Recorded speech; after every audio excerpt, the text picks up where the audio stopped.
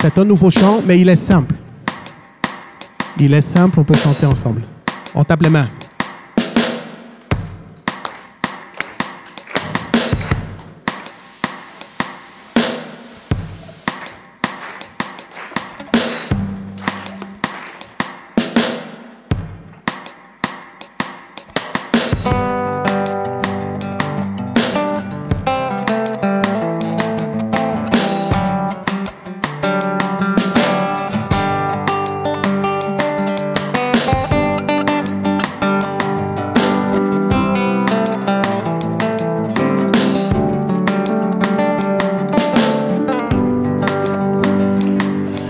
Tes bontés dans ma vie et ta grâce infinie.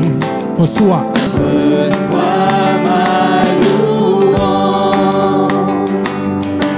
Toi qui guéris les malades et qui fais toutes choses en merveille. Reçois ma louange. Toi qui connais mon cœur, le Dieu de l'impossible. Reçois ma louange. Que pourrais-je t'offrir, Seigneur? Oh Jésus, toi qui as fait tant de merveilles pour moi, que pourrais-je t'offrir? Oh Jésus, toi qui as fait tant de merveilles pour moi. Oh, reçois Seigneur, reçois, oh Seigneur, reçois Seigneur, reçois ma louange. Seigneur, viens, reçois la louange de mon cœur. Reçois, oh Seigneur, reçois Seigneur, reçois ma louange.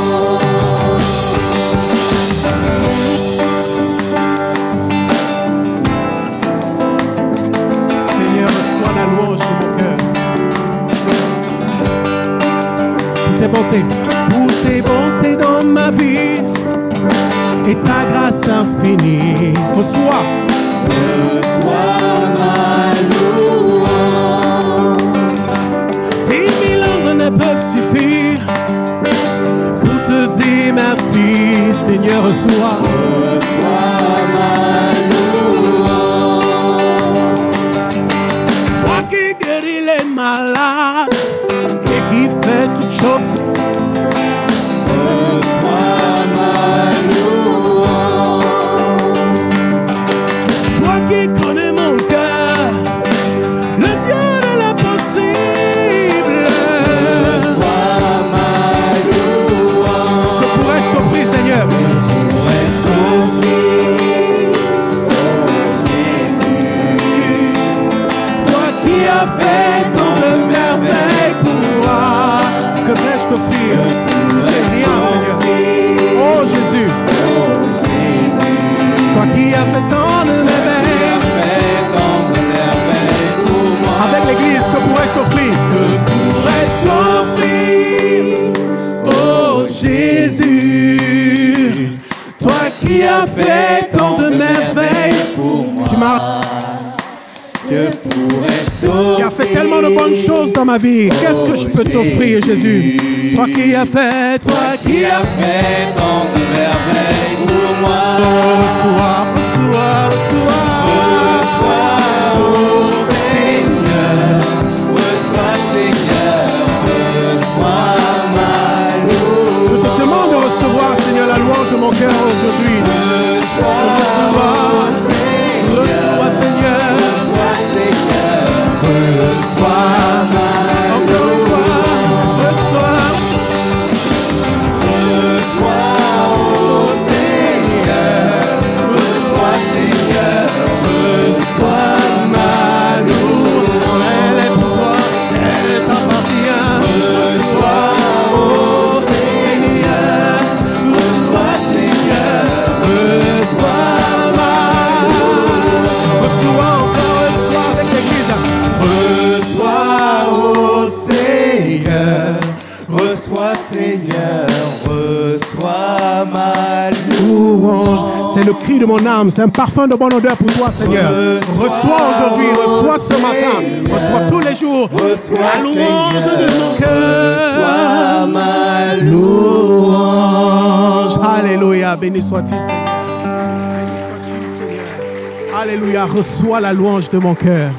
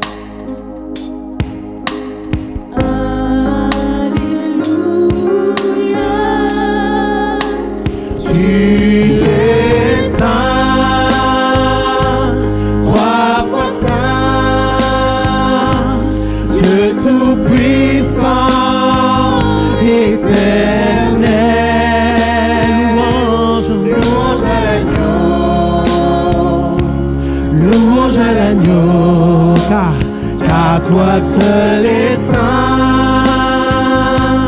trois fois saint, Dieu tout-puissant, éternel. Louange, louange à l'agneau, louange à l'agneau.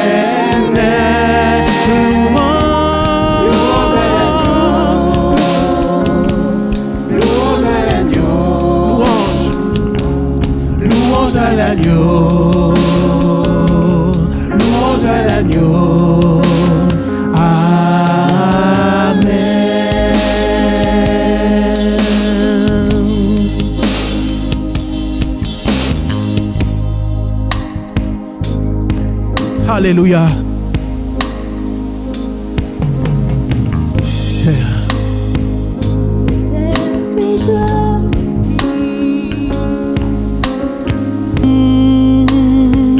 C'était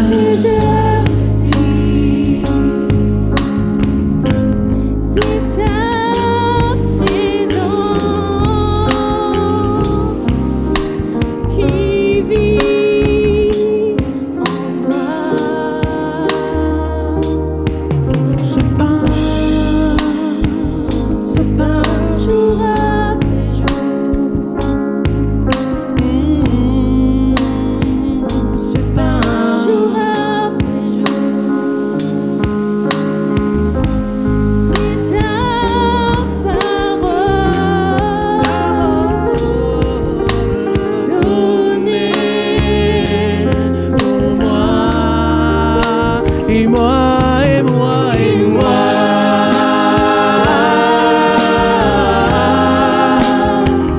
J'ai tant besoin de toi. Et moi, et moi, et moi.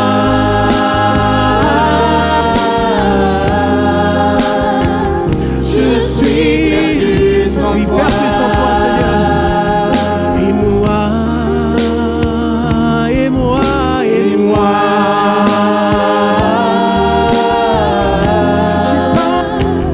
J'ai tant besoin de toi. De toi. Et moi, et moi, et moi.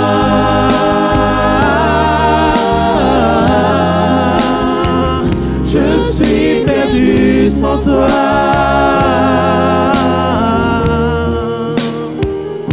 Cette terre, ensemble. Cette terre que je respire. Cette terre que je respire. C'est ta présence. C'est toi-même, Seigneur Jésus-Christ, qui vit en moi.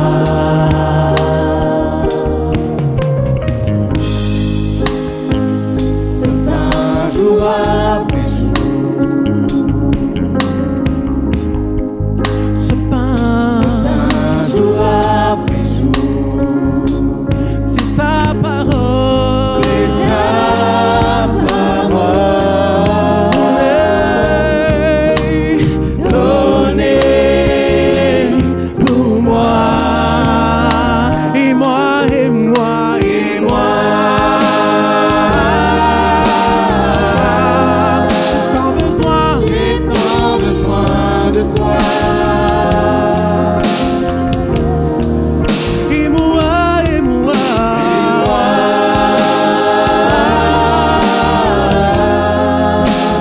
Perdu. Je suis perdu. Sans toi, je ne peux vivre, Seigneur.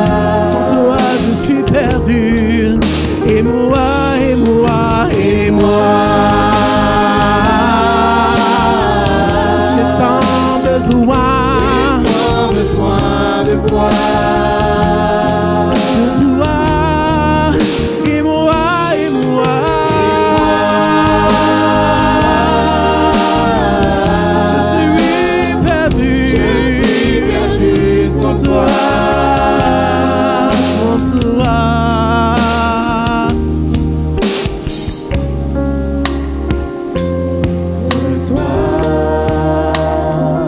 Je suis perdu sans toi. Église, chante avec moi, j'ai tant besoin.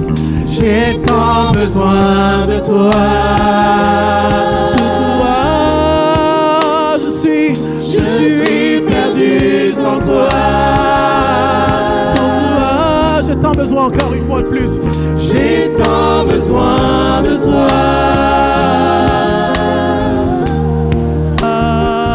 Je suis perdu sans toi, sans toi. Et moi,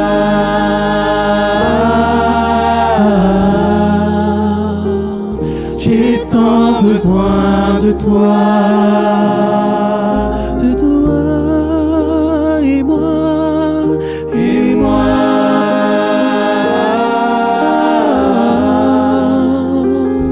Je suis perdu sans toi. Sans toi, je ne suis rien. Je suis perdu sans toi. Je ne suis rien sans toi. Père de grâce, Père d'amour, merci pour ta bonté. Merci car ce matin encore, tu nous permets d'être devant ces symboles. Tu nous dis ce matin que nous ne sommes rien sans toi. Merci Seigneur, n'as-tu pas dit dans ta parole que celui qui mange ta chair et celui qui boit ton sang, tu demeures en lui et lui en toi. Nous avons besoin d'être avec toi tous les jours, Seigneur, car sans toi, nous ne pouvons rien faire. Merci pour ce corps qui a été meurtri. Merci pour ce corps qui a été crucifié. Et en même temps, nos péchés ont été crucifiés avec ce corps-là. Nous ne sommes plus sous la loi, du péché et de la mort. Nous sommes sous la loi de l'esprit et de vie. Merci Seigneur, car c'est par amour que tu es venu à la croix. À Gethsémane, Seigneur, tu as dit, si c'est possible, Père, d'enlever cette coupe, mais que ce ne soit pas ma volonté, mais la tienne. Ce matin, Seigneur, permets-nous encore, par la Sainte Seine, de faire ta volonté uniquement. Et que cet amour que tu as exprimé à la croix, que ce soit notre amour aussi. Car entre la foi, l'espérance et l'amour, tu as dit, Seigneur, que l'amour est le plus grand. Merci, Seigneur, car tu es ressuscité le 3e jour. Merci, car tu nous as ressuscités avec nous aussi. Merci pour l'Esprit que tu as fait descendre du ciel afin que nous vivions par l'Esprit avec Christ tous les jours de notre vie. Alléluia.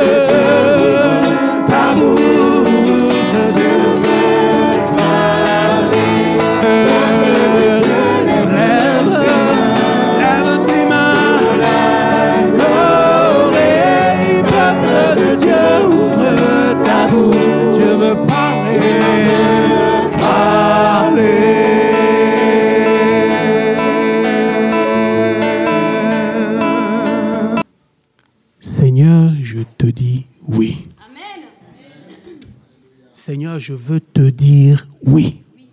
Bon, pas je veux, je te le dis déjà. J'ai déjà dit oui au Seigneur. Amen. Si tu l'as dit aussi, tu vas chanter avec moi. On peut taper les mains ensemble.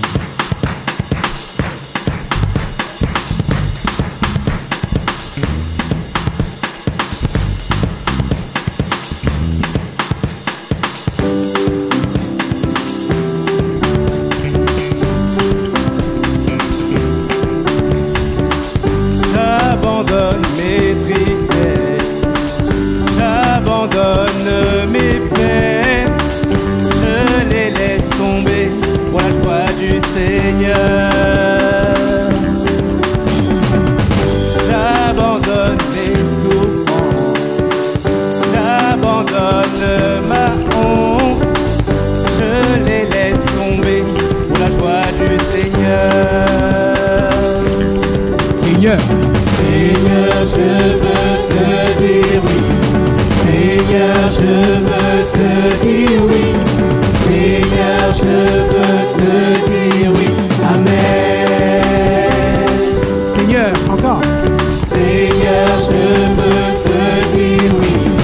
Seigneur, je veux te dire oui. Seigneur, je veux te dire oui. Amen. J'abandonne, Seigneur. J'abandonne mes tristesses. J'abandonne mes peines. Je les laisse tomber à toi du Seigneur. J'abandonne, Seigneur. J'abandonne mes souffrances. J'abandonne ma honte. Je les laisse tomber à toi du Seigneur. Seigneur. Seigneur, je veux te dire oui. Seigneur, je veux te dire oui. Seigneur, je veux te dire oui. Amen. Seigneur, Seigneur. Seigneur, je veux te dire oui. Seigneur, je veux te dire oui. Seigneur, je veux te dire oui. Amen. Avec l'église. Seigneur. Seigneur, je veux te dire oui. Seigneur, je veux te dire oui. Seigneur, je veux te dire oui. Amen. Encore une fois. Seigneur, Seigneur. Oh. Seigneur, je veux te dire oui. Seigneur, je veux te dire oui. Seigneur, je veux te dire oui. Amen. Amen, amen.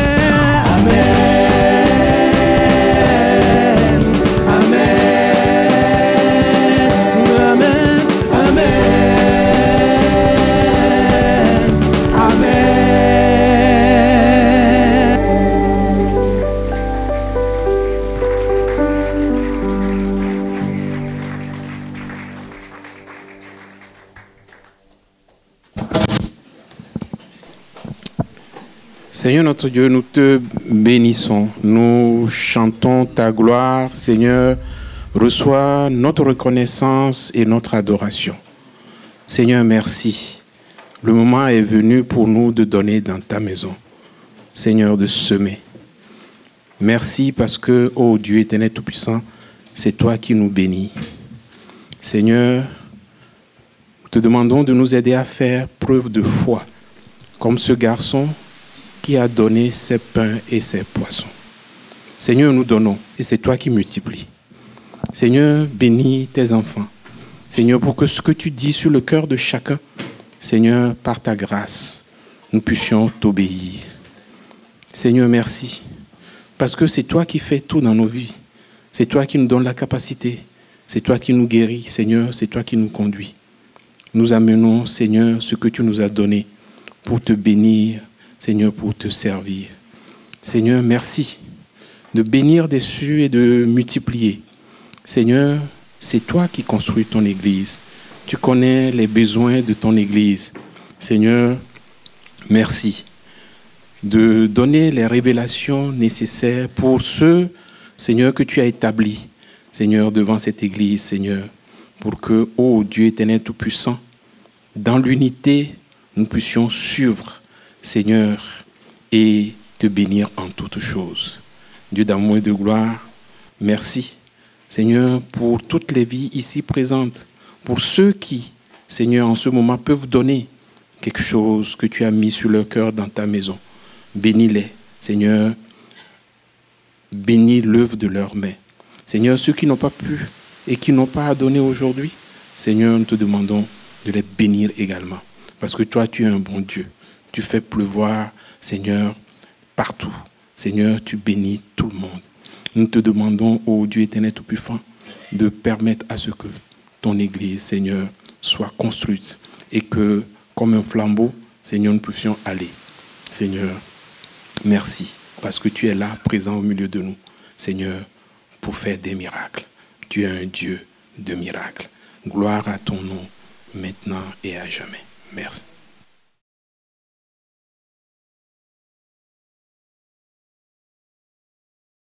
De la même manière que Dieu a un plan pour l'humanité. Réveillez-vous les amis et réveillez-vous les frères et sœurs. Dieu, ce n'est pas le Dieu d'une religion.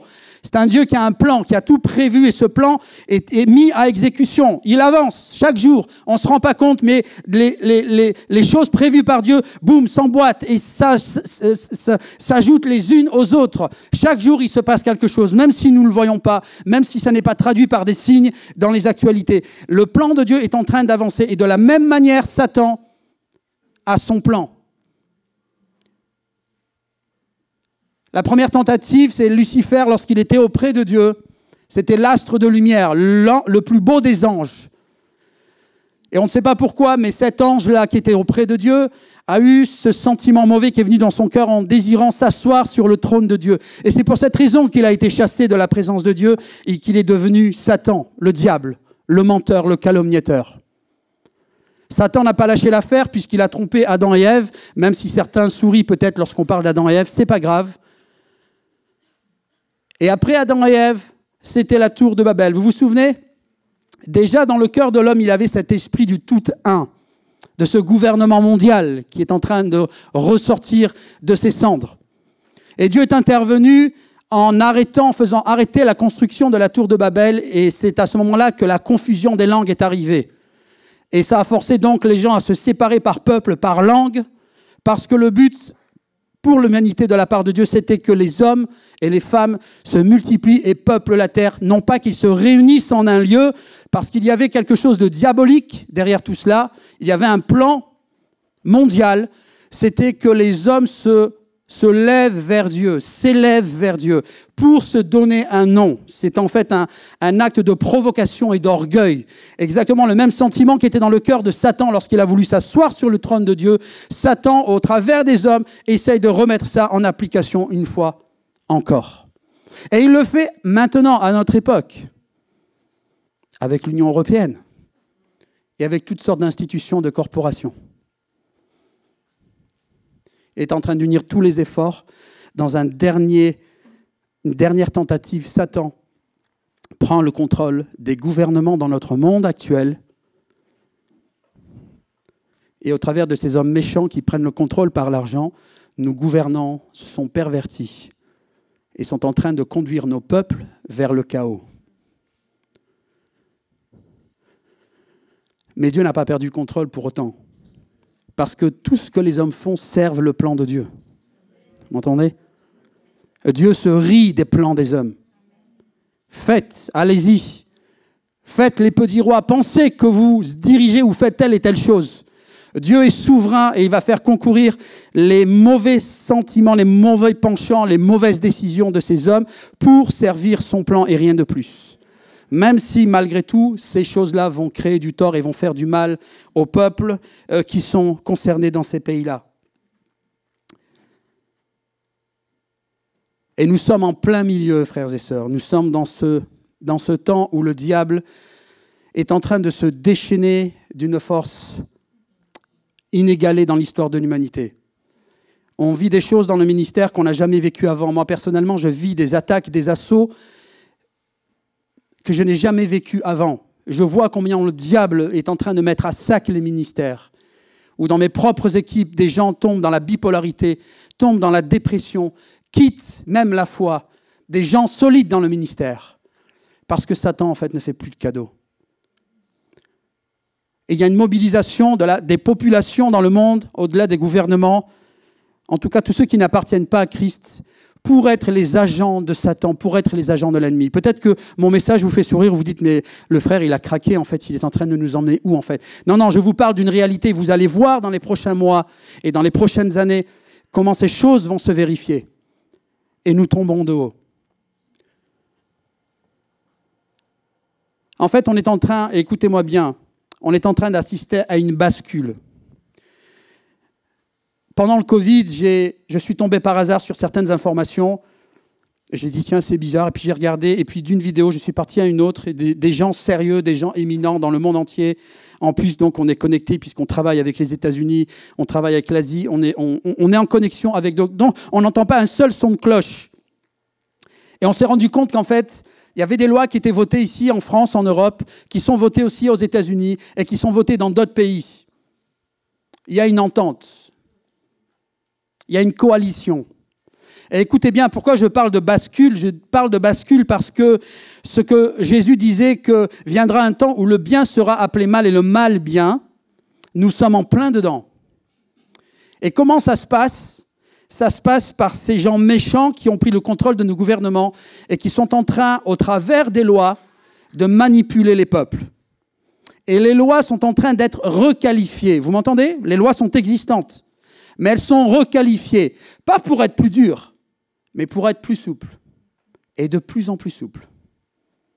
Et je vous l'ai dit, en matière de sexualité, violence envers les femmes, les enfants, pédophilie, on est en train de descendre le niveau dans tout. Les lois sont requalifiées pour que de moins en moins ces choses ne soient considérées comme des délits.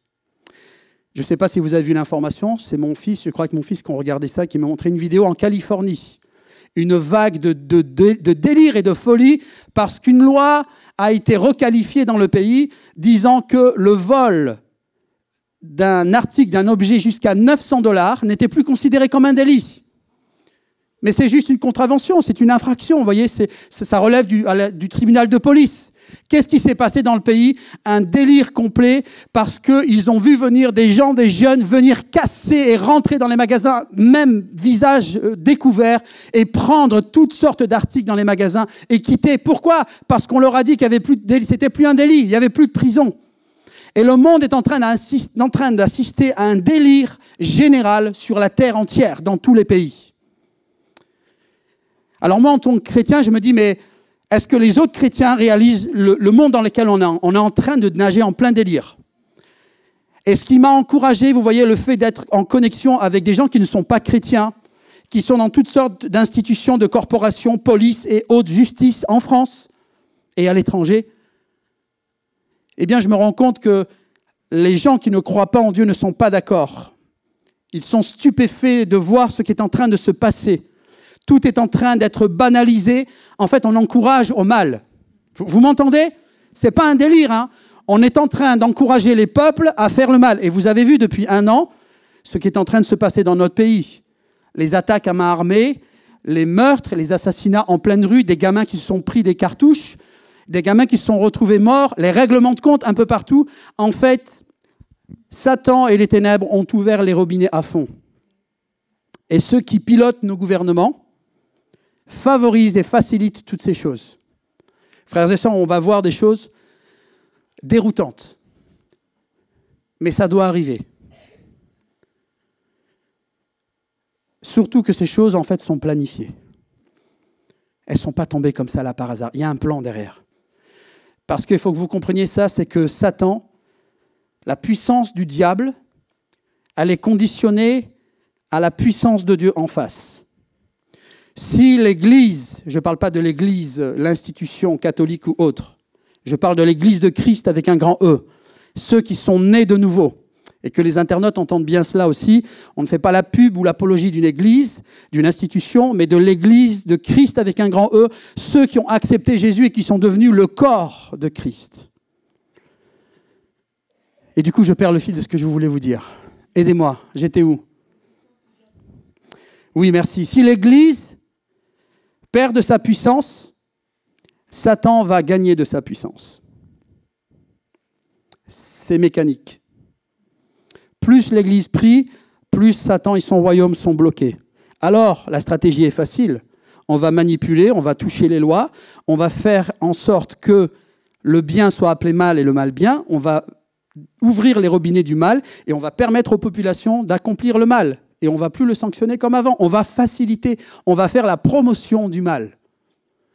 Et vous êtes en train de voir ce qui se passe même avec tous ces mouvements LGBT contre lesquels je ne suis pas d'accord. Et pourquoi je me permets de dire ça? Parce que je connais des personnes qui sont homosexuelles et qui dénoncent ces mêmes mouvements. Et qui disent, on ne veut pas être instrumentalisé par tous ces mouvements qui font croire que nous, les homosexuels, on pense comme ça, et qu'on veut faire du mal aux enfants des gens en France. Nous ne sommes pas d'accord. Donc ça, frères et sœurs, ça doit nous encourager et nous pousser dans la prière parce que le combat, il est spirituel, il n'est pas charnel, il n'est pas humain. À comprendre qu'en fait, il y a des hommes, des femmes autour de nous qui ne connaissent pas Dieu, mais qui ont des valeurs. Qui ont des valeurs et qui souffrent de ce qui est en train de se passer dans notre monde. Autant d'opportunités pour nous, croyants, de partager l'évangile. C'est le moment. Si vous ne le faites pas, c'est d'autres qui le feront. Parce que tu as reçu et tu as la solution pour parler de l'évangile et pour expliquer ces choses. Et parce que tu as la solution.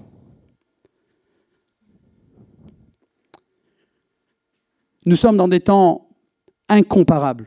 Il n'y a pas eu d'autres moments dans l'histoire de l'humanité qui sont semblables à ceux que nous sommes en train de vivre. Mais si vous ne vous réveillez pas, si nous ne nous réveillons pas, nous allons souffrir et nous allons voir passer ces choses et manquer un tas, des milliers et des milliers d'opportunités pour servir Dieu et pour bénir des hommes et des femmes autour de nous. C'est pour cela qu'il y a un mouvement même dans le monde où depuis 2 ans, depuis que les églises ont mis en place les réseaux sociaux et les caméras, eh bien on voit chaque semaine, chaque dimanche, 2, 3, 5 personnes nouvelles arriver. Et les personnes souvent restent. Et personnes rencontrent le Seigneur et puis on les baptise. Vous croyez que ça vient d'où ça? Les gens ne sont pas fous. Ils sont en train de voir ce qui se passe dans notre monde. Et Dieu permet ces choses pour que les hommes tournent leur regard vers lui. Amen. Comprenez qu'on a besoin de prendre de la hauteur pour avoir une vue globale sur ce qui est en train de se passer sur le monde. Tu ne peux pas juste avoir ton petit regard sur ton église et puis tu penses que l'église avec un grand E, c'est ce que tu vis ici. Et encore moins si tes yeux sont sur ton nombril.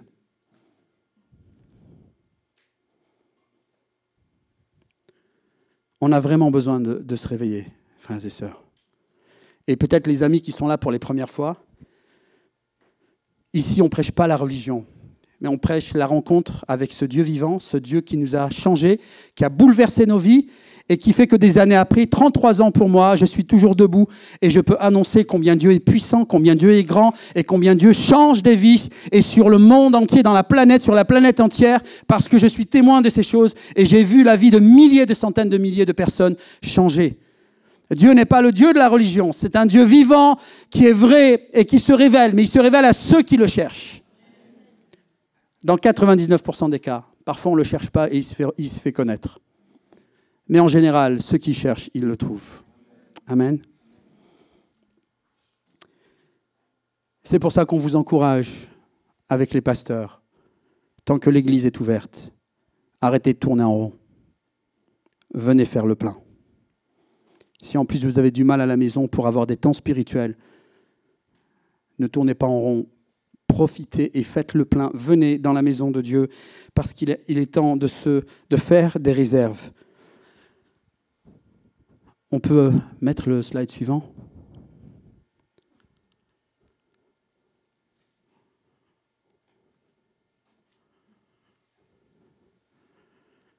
Bon, pendant que ça se met en place. Il faut juste avancer. Le slide suivant. Voilà, super, merci.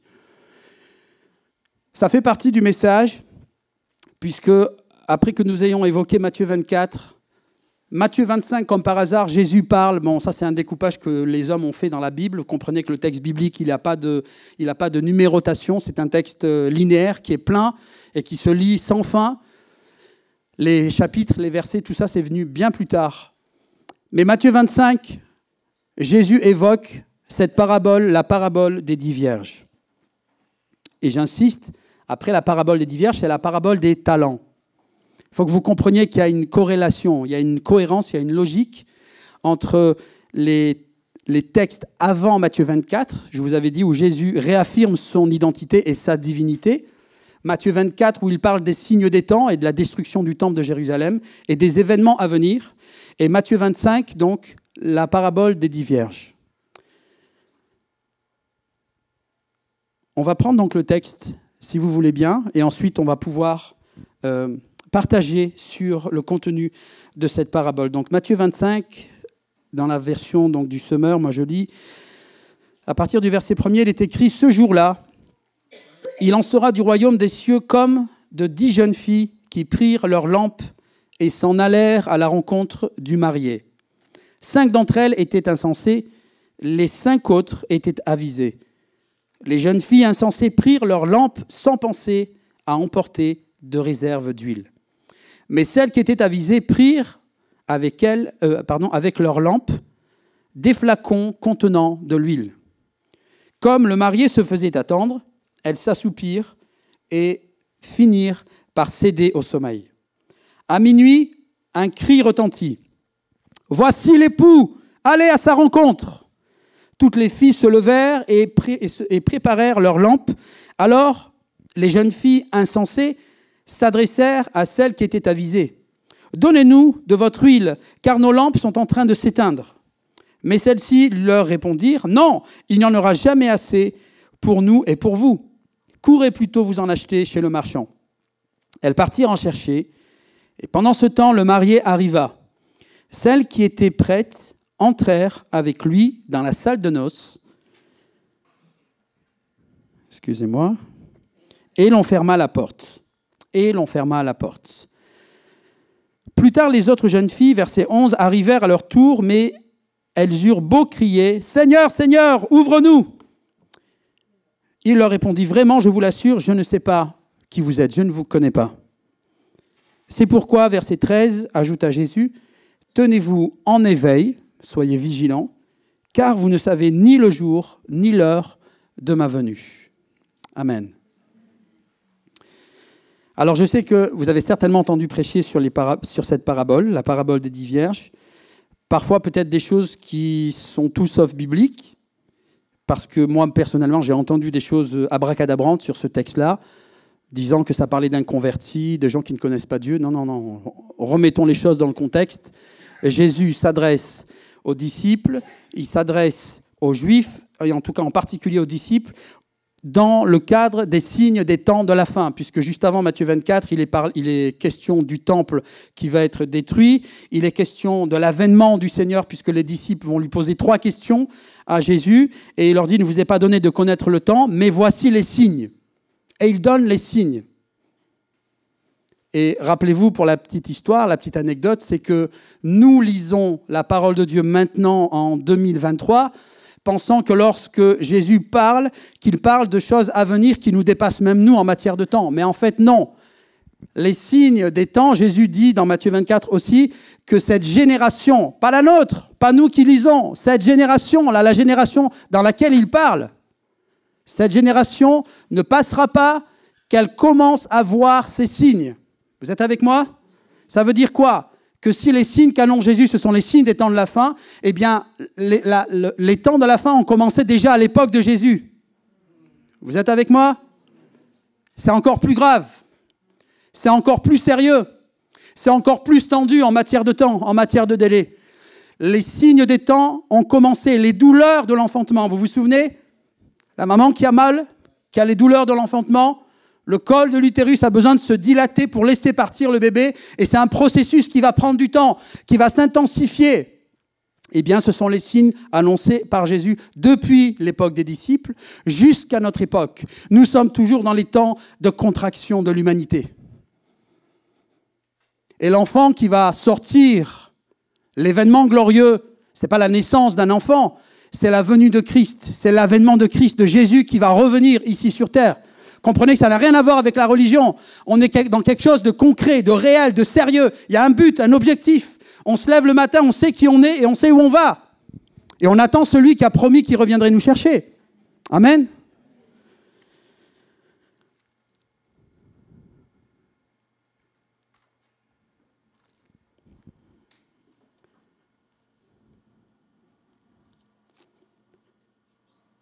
Cette parabole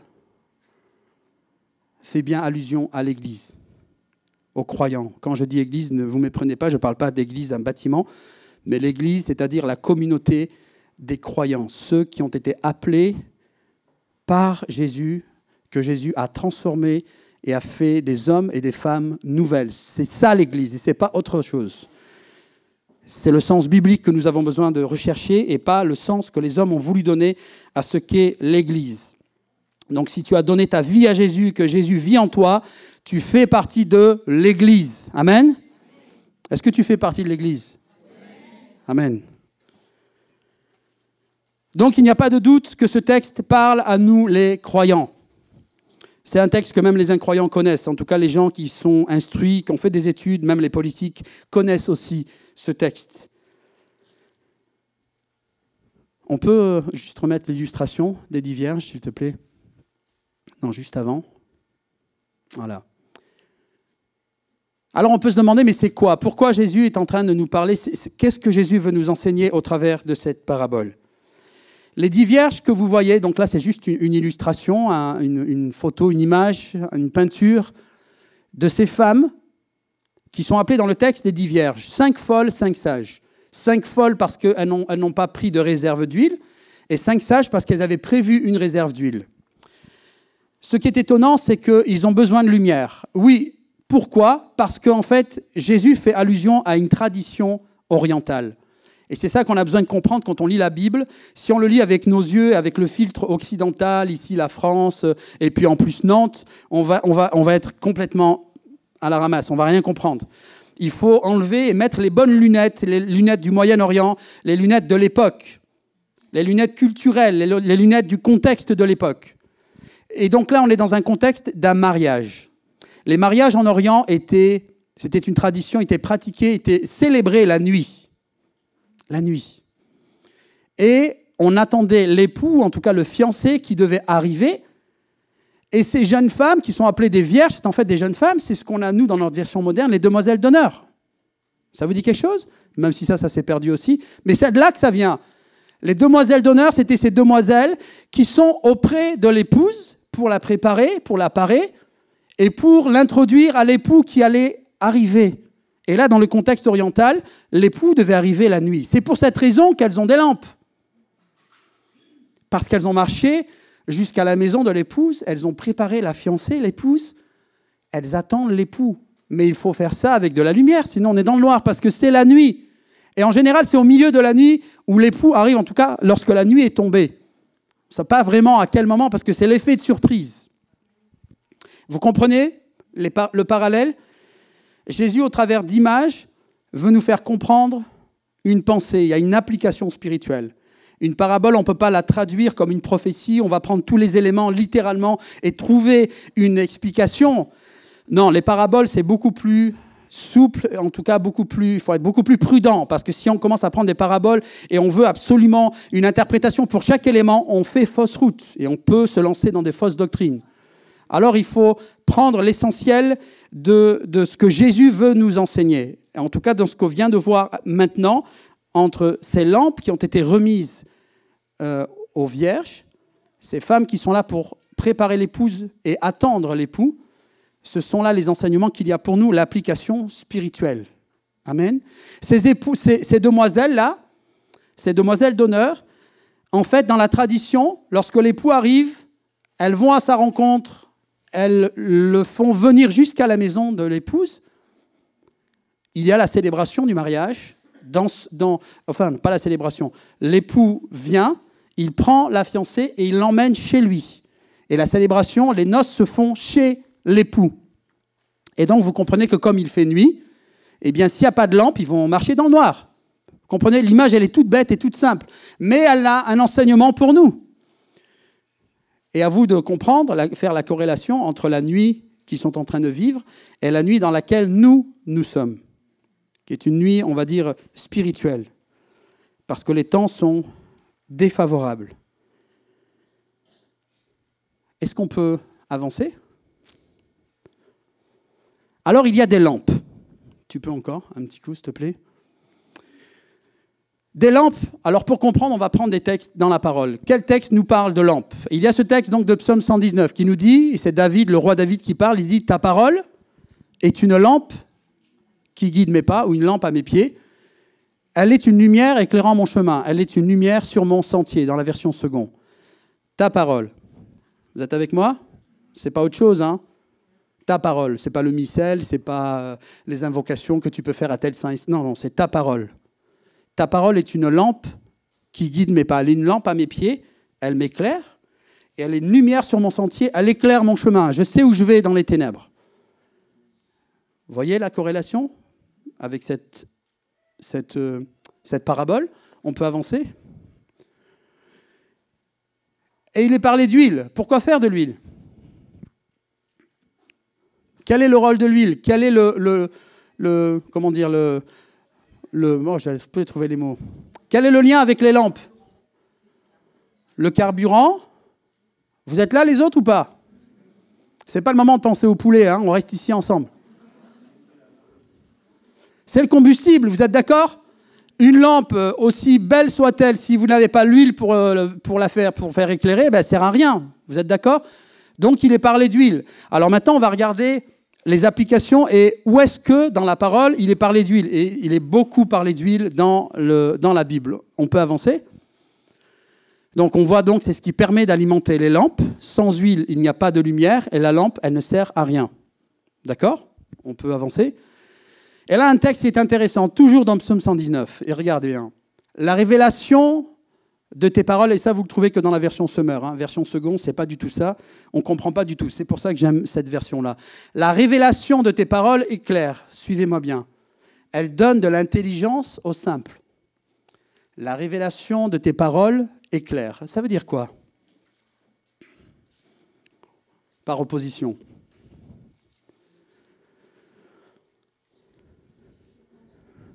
Ta parole est une lampe, mais la révélation de tes paroles est claire. Je vois qu'il y en a qui me regardent comme ça. Ils n'ont pas compris. Pardon? Oui, mais ça, on l'a dit juste avant. C'est l'esprit qui est clair. La parole, la Bible, s'il n'y a pas la révélation, en fait, c'est un livre comme les autres. C'est pour ça que beaucoup de chercheurs, de scientifiques, de littéraires ont voulu creuser les mystères de la Bible. Ils ont dit, moi je vais y arriver, vous allez voir, je vais vous prouver que c'est du bidon, quoi. Et ils ont lu, effectivement, ça n'a rien fait. Parce qu'ils ont lu ça de façon intellectuelle. Mais David nous dit, la révélation de tes paroles est claire. Sans la révélation de l'Esprit de Dieu, ce livre, il est fermé.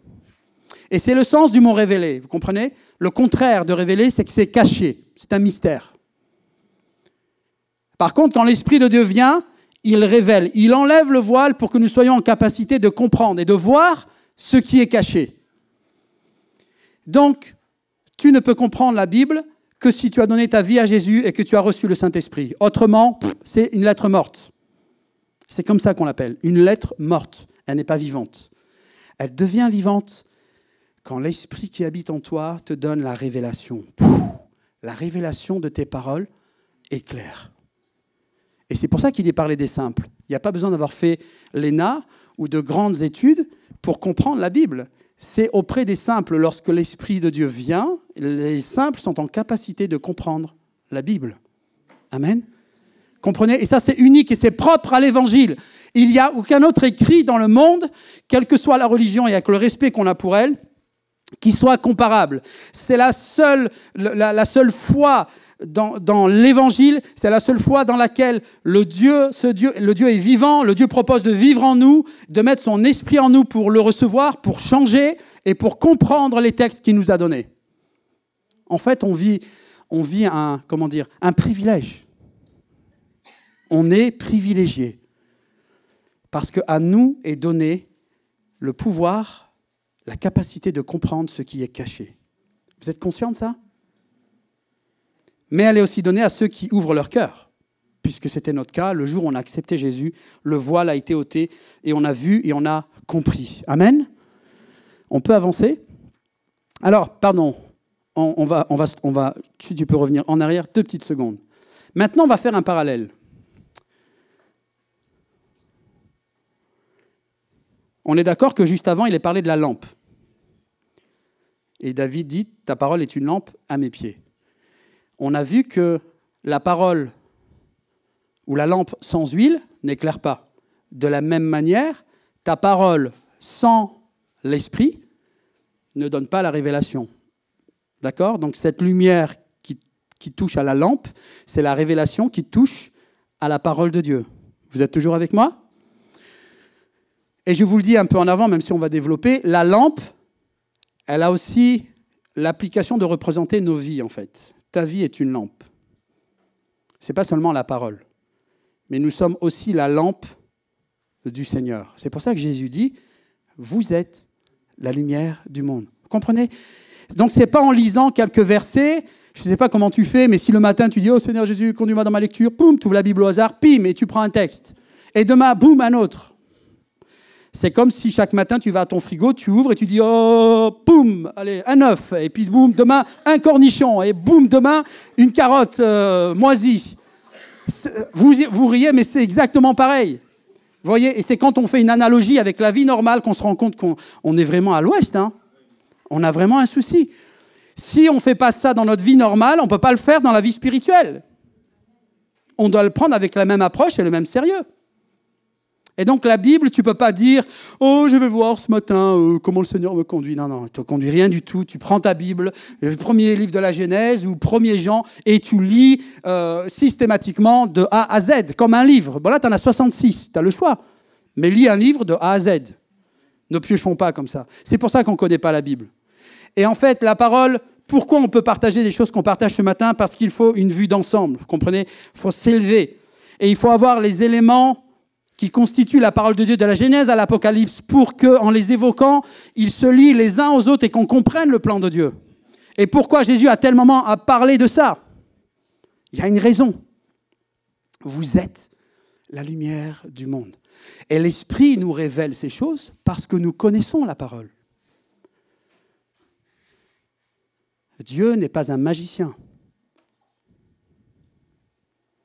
Il nous donne son esprit. On peut dire qu'une bonne partie de notre vie est liée au surnaturel, mais si nous ne faisons pas notre part, c'est-à-dire méditer pour comprendre et connaître la parole, l'esprit ne nous le fera pas à notre place. Ne faites pas comme ces chrétiens qui disent « Non, non, il est écrit que c'est bon, dès qu'on aura besoin, le Saint-Esprit nous rappellera toutes choses. » Ok, nous rappellera. Ça sous-entend que tu le savais déjà avant. D'accord? C'est pas de la magie. Et en fait, on transpose la foi par rapport à notre arrière-plan ou par rapport aux pratiques magiques qu'on peut connaître autour de nous. Non, non, il n'y a pas de magie. Tu apprends, tu fais ta part, tu connais, et l'Esprit utilise ce que tu connais pour te révéler des choses et pour comprendre le plan de Dieu. C'est passionnant, la Bible, hein, je vous assure. C'est quelque chose, il n'y a pas plus puissant, en fait. Parce que c'est un puissant fond, on n'en finit jamais. Et vous voyez, 33 ans après, je découvre encore. Et c'est ça qui me donne la force et l'énergie et la conviction qu'en fait, Dieu et sa parole, la parole, c'est vraiment sa parole. C'est le moyen que Dieu utilise pour parler aux hommes. Il n'y a aucun autre livre qui soit comparable à la Bible. Aucun autre livre. On ne peut même pas comparer. Et de la même manière que ce livre est incomparable, eh bien, Jésus, qui est aussi la parole, Kalimat Allah, c'est celui qui est incomparable. Il est incomparable. En lui, nous avons Dieu. Est-ce que ce n'est pas Jésus qui a dit « Je suis l'alpha et l'oméga » ? Ça veut dire quoi? Des choses que nous lisions dans l'islam. Dieu est le premier et le dernier. Et là, quand tu viens à la Bible, Jésus, l'alpha et l'oméga. C'est ça, ça chauffe, hein? Parce qu'on prend une baffe en pleine face. On n'avait pas vu, on ne savait pas ces choses, et elles sont là dans la Bible. Et c'est ces choses qui doivent te faire du bien. Ne fais pas comme les Israélites, les Juifs dans le désert qui étaient lassés de la manne et qui ont fini par dire que nous sommes dégoûtés de la manne. Malheur à nous si on en arrive là. Vous êtes avec moi? On peut continuer, je ne sais pas s'il y avait d'autres éléments. Oui, je pense qu'il y a d'autres éléments derrière. Alors, quels sont les usages de l'huile dans la Bible? C'est très important. Parce que là aussi, ça ouvre votre esprit, et l'esprit vous permet de faire la connexion, de comprendre les enseignements de Jésus. Pourquoi est-ce que Jésus parle de ces 10 vierges, de lampes et d'huile? Et surtout des réserves d'huile qu'elles auraient dû faire. On peut avancer? Merci.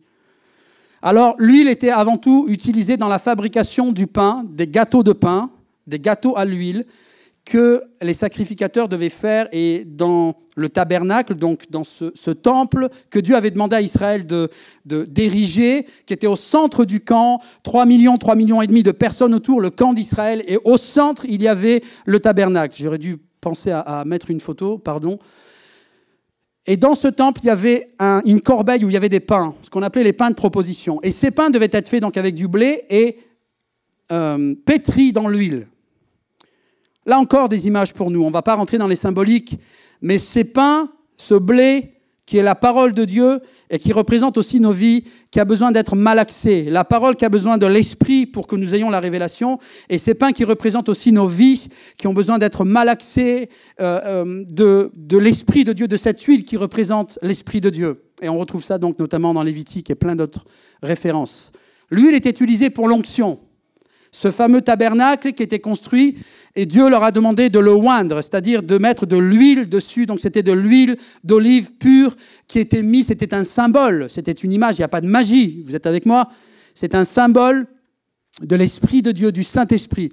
Et donc il devait oindre la tente d'assignation, la tente où les sacrificateurs et le souverain sacrificateur venaient. Tous les ustensiles du temple devaient être oints par cette huile. Les rois étaient oints.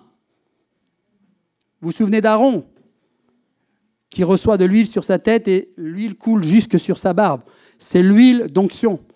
Les rois étaient oints avec de l'huile et les sacrificateurs également. C'était de cette manière qu'ils étaient consacrés. Vous comprenez l'application de l'huile? C'est l'image, le symbole du Saint-Esprit. Parce qu'en fait, à l'époque, nous sommes dans l'imperfection. Nous sommes dans l'ombre des choses à venir. D'accord? L'ombre des choses à venir.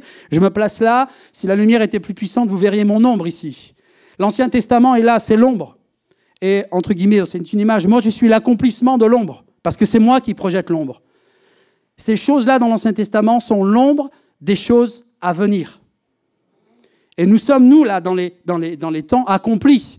Ces choses qui sont représentées avec de l'huile sont en fait le Saint-Esprit que nous avons reçu. Vous êtes avec moi? C'est pour ça que le Seigneur les utilise comme des symboles, comme des éléments physiques, matériels. Troisièmement, donc, et regardez ça, l'huile était utilisée pour les lampes dans le tabernacle. Vous vous souvenez comment le tabernacle était fait, le lieu saint, le lieu très saint? Et dans la partie du lieu saint, il y avait un chandelier. Les lampes, il y avait une recommandation fondamentale pour la lampe dans le temple, dans le tabernacle. Est-ce que vous vous souvenez? Elle ne devait jamais s'éteindre. Vous connectez? C'est nous les lampes, la parole, c'est nous la lampe. Le feu ne doit jamais s'éteindre. Comment il ne s'éteignait jamais en fait? C'est de la magie comme ça. Ouh. Comment? Ils alimentaient comment? Avec de l'huile, hein. C'était pas les gaz des briquets ou les trucs. Vous êtes avec moi? C'est sérieux, hein. Les sacrificateurs devaient venir avec de l'huile d'olive pure, concassée, alimenter les lampes. Pour que les lampes, attention, c'était passible de faute, c'était une faute grave si les lampes s'éteignaient. En permanence, les lampes devaient être allumées. Vous connectez?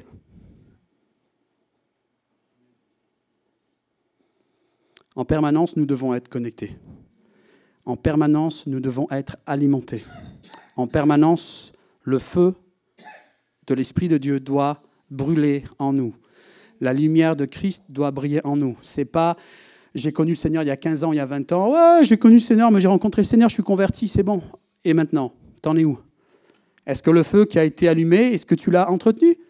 Est-ce que tu es venu mettre de l'huile chaque jour pour que le feu continue de brûler? Tu en es où avec ton feu? J'en suis où avec mon feu? Où en sommes-nous? Vous comprenez?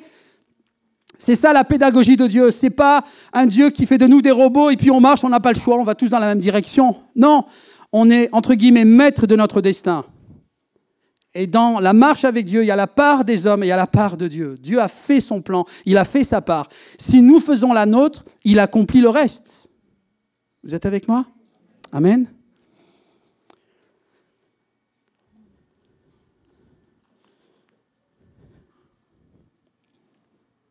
Vous prenez la référence, on n'est pas obligé de l'afficher sur l'écran. Paul dit dans Éphésiens, « Ne soyez pas déraisonnables, comprenez ce que le Seigneur attend de vous. » C'est Éphésiens 5, 17. Et 5, 18, il dit, « Ne vous enivrez pas de vin, cela vous conduirait à une vie de désordre, mais laissez-vous constamment remplir par l'Esprit. » On peut lire ça, ça peut être anodin, hein, ça passe. Amen. Laissez-vous continuellement remplir. Laissez-vous. Pour se laisser remplir, il faut être près de la source où l'huile coule. Vous comprenez? C'est pas juste je me mets comme ça dans mon salon, je suis sur les réseaux sociaux, devant ma PlayStation, et puis je dis Seigneur, remplis-moi. Ça va pas marcher. Par contre, si tu vas à la source, laisse-toi remplir. Et là, oui, tu vas te remplir. Et en te laissant remplir du Saint-Esprit, constamment, sans cesse. Comme les lampes dans le tabernacle. Vous comprenez le lien avec nous? Sans cesse. Et c'est ça que le Seigneur demande. C'est une exigence. Et c'est pour ça qu'on est malheureux parfois, parce qu'on a pensé que parce qu'on avait donné notre cœur à Jésus, ça allait rouler cool pour nous, tout va bien, on n'a plus de soucis à se faire. Puis il y avait des chrétiens, ah non, mais j'ai donné ma vie à Jésus, je suis chrétien, je suis sauvé, ça me suffit. Mais ça ne marche pas comme ça dans le royaume. Tu dois alimenter le feu. Et pas avec n'importe quoi. Avec l'huile. Cette huile pure qui représente le Saint-Esprit. Le Seigneur ne veut pas de feu étranger. Il ne veut pas des choses qui viennent, des huiles frelatées. Il n'y a que son huile à lui, son esprit, qui peut permettre à la vie de Dieu en toi de brûler. Amen. Pour que la lampe que tu es continue de brûler et que tu sois cette lumière du monde que le Seigneur a fait. Amen. Vous êtes toujours avec moi?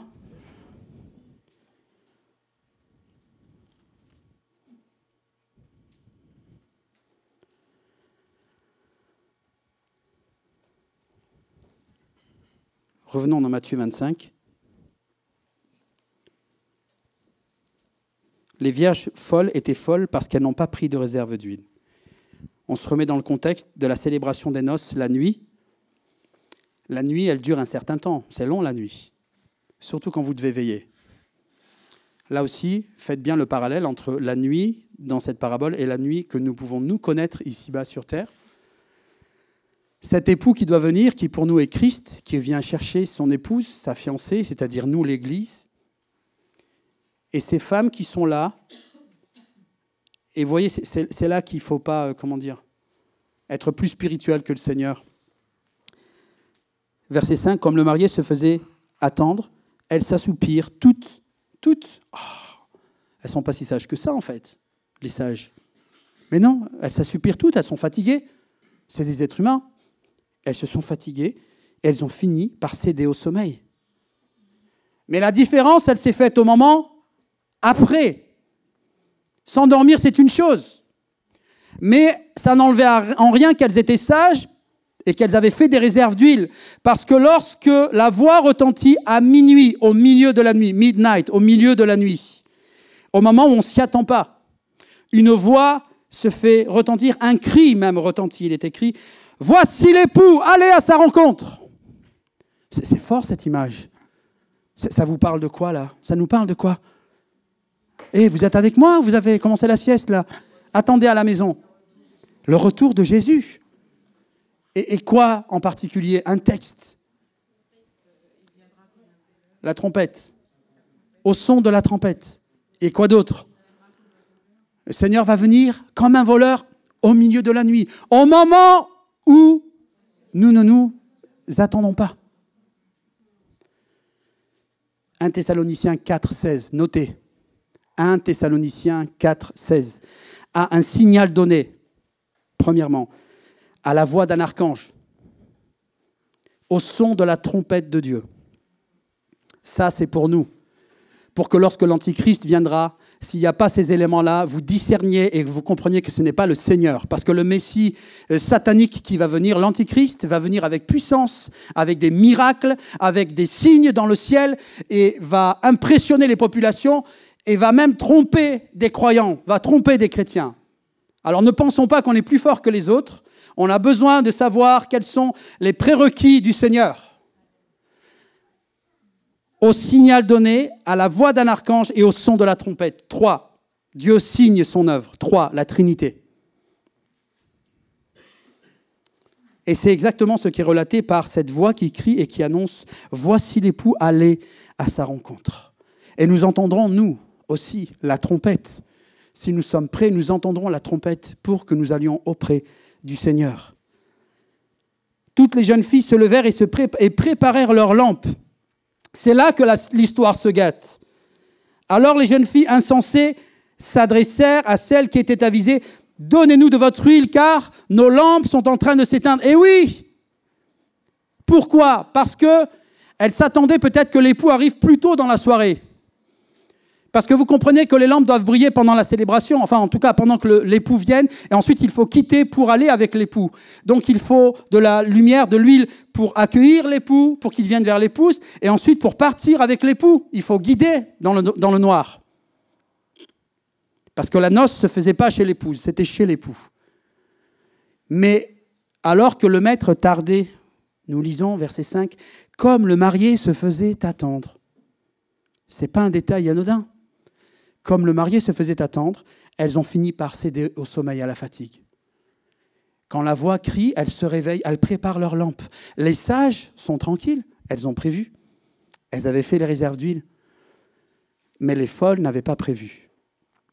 Et elles voyaient que leurs lampes commençaient de s'éteindre.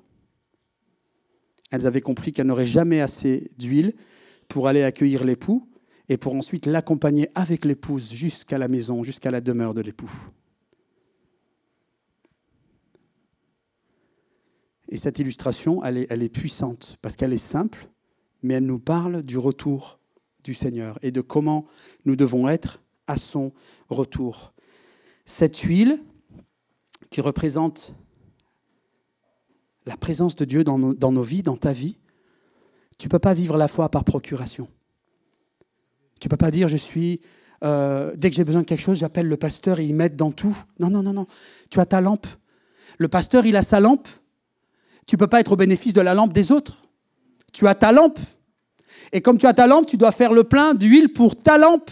Tu ne peux pas aller chercher l'huile des autres. Parce que l'autre, il est allé chercher son huile, il a acheté son huile. C'est une image. Il a fait le nécessaire, il a fait des efforts, il a fait le plein, il a fait des réserves. Elle a coûté cette huile. C'est les temps de présence dans la présence du Seigneur qui font que la personne a des réserves d'huile. Tu ne peux pas demander l'huile à ton voisin, tu ne peux pas demander l'huile à tes parents, ou demander l'huile au pasteur ou au chrétien à l'église. Non, chacun sa lampe et chacun son huile et chacun sa réserve d'huile. Amen. Et si le maître vient à tarder, tu as fait des réserves d'huile. Et le maître tarde. Vous ne pensez pas? Vous dites, oh non, comment il fait pour dire ça? Quelle honte! Il va être foudroyé par le Seigneur. Non, le Seigneur tarde. Bien sûr qu'on aurait eu envie qu'il vienne plus tôt. Mais c'est un peu égoïste. Parce que le Seigneur dit qu'il tarde par amour pour que le plus grand nombre soit sauvé. Donc ce n'est pas un acte de faiblesse, c'est un acte de force et d'amour. Vous comprenez? Et ça, c'est pour fermer gentiment la bouche à tous les détracteurs, à tous ceux qui se moquent de Dieu et qui provoquent la personne de Dieu et qui banalisent ces choses. Si Dieu tarde, c'est parce qu'il t'aime, mon ami. Si Dieu tarde, c'est parce qu'il veut que tu sois sauvé. C'est pour ça, c'est un acte d'amour et de force. Ce n'est pas un acte de faiblesse. Ce n'est pas des paroles lancées en l'air. Et c'est valable pour toi qui es là dans ce lieu, hein. Jeune ou moins jeune. Arrête d'attendre. Merci Seigneur, cet après-midi, il y a 9 baptêmes. Mais plaise au Seigneur que le mois prochain, il y en a autant. Et que chaque mois, il y en ait autant. Parce qu'on n'a plus le temps. Il faut s'activer. On est dans une opération d'évacuation urgente. Vous êtes avec moi? Et il faut se dépêcher parce que Pasteur Gérard a des rapports à envoyer au Seigneur. Il faut que ça bouge. Il faut qu'il y ait un suivi derrière. Vous comprenez? On n'est pas là pour nous amuser. Bon, je plaisante un petit peu pour vous détendre et puis pour que vous soyez moins avec votre mine sérieuse. Mais en même temps, c'est la réalité du terrain. Donnez-nous de votre huile car nos lampes sont en train de s'éteindre. Non, ça ne marche pas. Nous ne pouvons pas, nous en avons juste assez pour nous. C'est ce que les sages ont répondu. Les sages avaient prévu.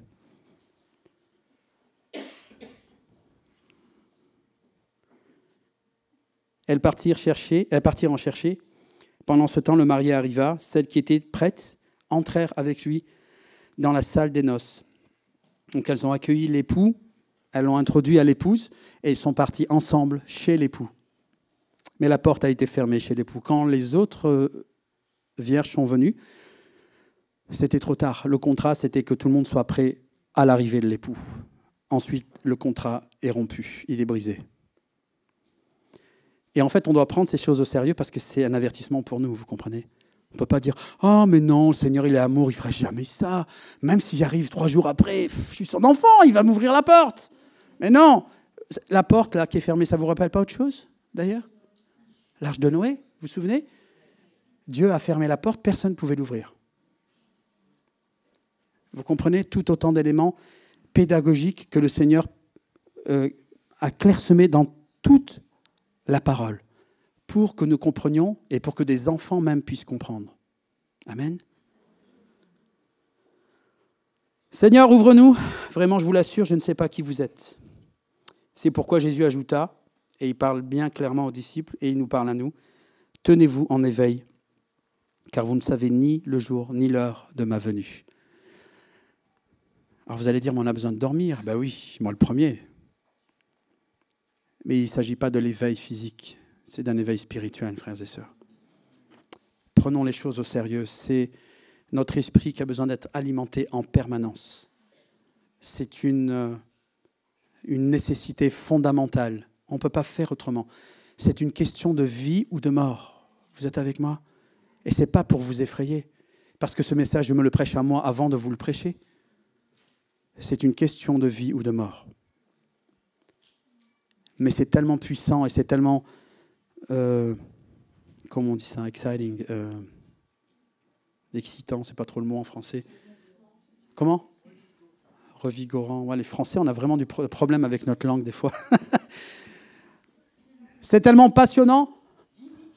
Vivifiant, ouais, j'en ai pas encore dans le truc. Bon, c'est pas grave, mais c'est exaltant. C'est tellement exaltant de comprendre qu'on a un Dieu qui a un plan, que des situations dans l'histoire de l'humanité se sont passées et que le plan de Dieu s'accomplit et qu'il y a des choses prévues pour ceux qui le suivent. On a un objectif, on sait pourquoi on est là. Et c'est ça qui doit nous encourager, c'est ça qui doit nous donner la force, l'énergie et aussi l'amour et l'élan pour parler à ceux qui ne connaissent pas. On se moque de vous, c'est pas grave, on s'est moqué combien de fois, mais Jésus lui-même a été rejeté. On s'est moqué de Jésus. On lui a jeté des pierres même à cause de son message. Vous vous attendez à quoi? Qu'on vous jette des roses? Non, on vous jettera comme on a jeté à Jésus. Mais parmi tous ceux à qui vous allez partager, certains vont recevoir. Parce qu'ils vont reconnaître la voix du berger dans votre bouche.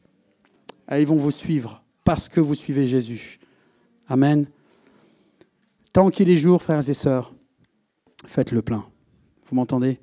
Je me le dis à moi-même lorsque je suis fatigué, que je n'ai pas envie, que je traîne la patte, que je rentre après une journée fatigante et j'ai envie de me poser. Je dis oh non, je mérite un peu de me reposer.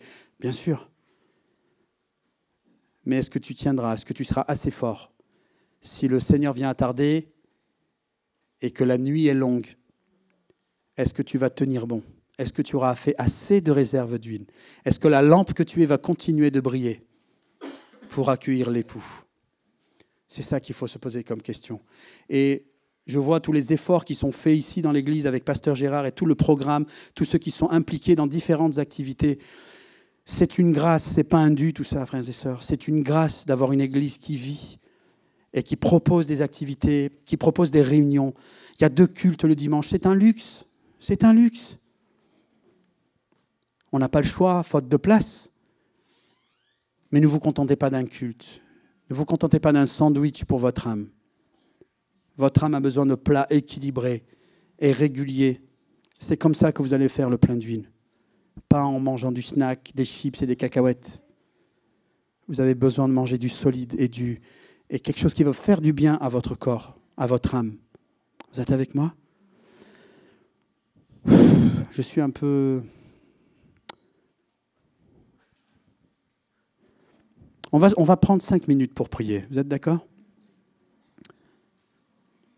Et on verra si vous venez devant. Vous pouvez rester à vos places. Mais je pense qu'il faut qu'on puisse prier quelques minutes avant de nous quitter. S'il y en a qui ont besoin de quitter, on comprend, il n'y a pas de souci. Que le Seigneur vous bénisse. Vous pouvez rentrer dans vos maisons. Mais on veut prendre le temps. Et on verra comment le Seigneur conduit. Si l'équipe peut-être de louange peut se mettre en place, ça serait bien. Et qu'on puisse prier, que vous puissiez ouvrir vos cœurs, que tu connaisses le Seigneur ou pas encore, que tu sois engagé ou pas. C'est, comment dire, un temps de rendez-vous avec le Seigneur. On a le privilège d'avoir les jeunes, les ados. Ils ont été au bénéfice aussi de la parole. Je ne sais pas ce que le Seigneur a fait dans vos cœurs, jeunes et moins jeunes. Mais aujourd'hui, l'occasion vous est donnée de vous positionner. Ne rejetez pas cette occasion. Le Seigneur est là et je sais que dans le cœur de plusieurs, c'est en train de bouillir. Dans le cœur de plusieurs, c'est en train de... Ça chauffe et vous êtes interpellés par le message. Pas par ce que je dis, par le message. Et c'est ça qui doit avoir un impact dans votre cœur, dans vos vies. Si vous partez comme vous êtes venus, c'est triste. Cette parole doit avoir et doit laisser un impact dans vos cœurs. Et toi qui n'as pas encore, tu t'es pas encore positionné, tu vas voir les baptêmes cet après-midi si tu viens, mais c'est ta lampe dont il s'agit maintenant. Ce n'est pas la lampe des autres, c'est ta lampe. Et si tu n'as jamais reçu cette huile que seul Dieu peut donner, alors tu peux la recevoir maintenant. Tu peux la recevoir maintenant. On va prier quelques minutes. Ceux qui ressentent le besoin de se lever, qu'ils viennent sur le devant. On va prendre le temps de prier. Il y a Pasteur Gérard, il y a Pasteur Julien qui sont là. On va prendre rapidement le temps. Et comme j'ai dit, si vous êtes pressé, il n'y a pas de problème. Vous pouvez tranquillement quitter. Amen. On va laisser l'équipe de louange se laisser inspirer, conduire là dans un temps de louange. Alléluia. Seigneur, merci pour ta parole. Seigneur, tu es vivant et tu es incomparable. Nous ne prêchons pas la parole par habitude, mais c'est parce qu'elle est notre nourriture, parce qu'elle est celle qui nous a changés, qui nous a transformés, qui a fait de nous de nouvelles personnes, de nouveaux hommes, de nouvelles femmes, de nouvelles créatures. Je te prie maintenant pour tous ceux qui sont là ce matin, qui ont entendu ta parole, tous ceux qui sont interpellés au nom de Jésus, que ton esprit maintenant agisse et que toute résistance soit renversée, abattue au nom de Jésus de Nazareth.